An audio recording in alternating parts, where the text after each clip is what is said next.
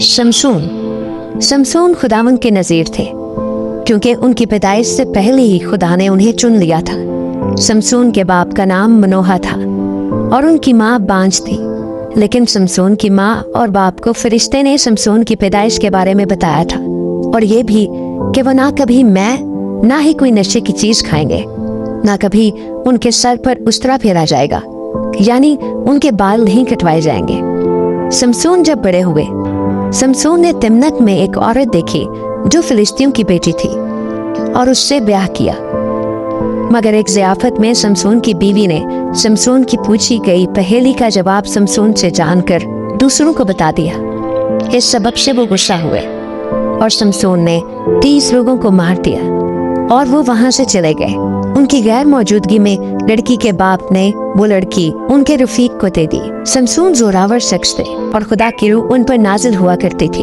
मगर शमसून को एक औरत से मोहब्बत हो गई जिसका नाम दलाला था। खुदा ने शमसून के लिए हुक्म दिया था कि कभी उनके सर पर उस्तरा न फेरा जाए, मगर दलाला के बज़िद होने पर शमसून ने अपनी शहज़ोरी का राज दे दिया और इस बात से खुदा उनसे नाराज हुआ और जुदा हो गया। दलाला ने वो राज जानने के बाद जब शमसून वहाँ सो रहे थे तो उनका सर मुड़ा दिया और जब वो उठे तो खुदावंद उनसे जुदा हो चुका था क्योंकि उन्होंने खुदावंद के हुक्म की नाफरमानी की थी और दलाला ने उन्हें फिलिस्तियों के हवाले कर दिया।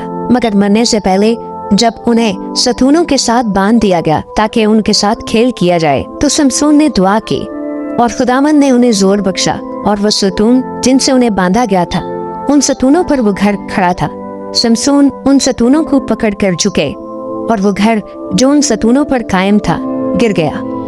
शमसून समेत वहाँ के तमाम लोग मर गए। शमसून ने मरते हुए जितने लोग मारे उतने उन्होंने जीते जी ना मारे थे। शमसून का जिक्र हमें इब्रानियों के खत में भी मिलता है। शमसून 20 वर्ष तक इसराइल के काजी रहे। शमसून जोरावर शख्स थे, मगर किसी एक जगह कमजोर पड़ जाने से उन्होंने अपनी शहज़ोरी का राज दे दिया और न सिर्फ अपनी ताकत खोई बल्कि खुदा से जुदाई का सामना भी किया और अपनी जिंदगी का नुकसान भी उठाया।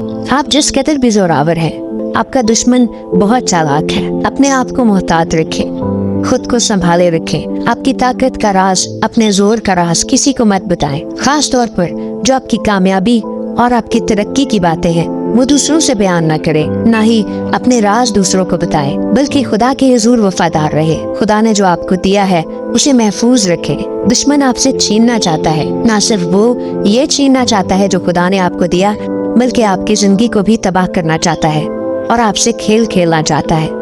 अपने आप को महफूज रखें, जो कुछ खुदा ने दिया है उस सब को भी महफूज रखें और अपना राज किसी को मत बताएं, बल्कि सिर्फ खुदावंद यीशु मसीह को सबके सामने बयान करें। खुदा बरकत दे।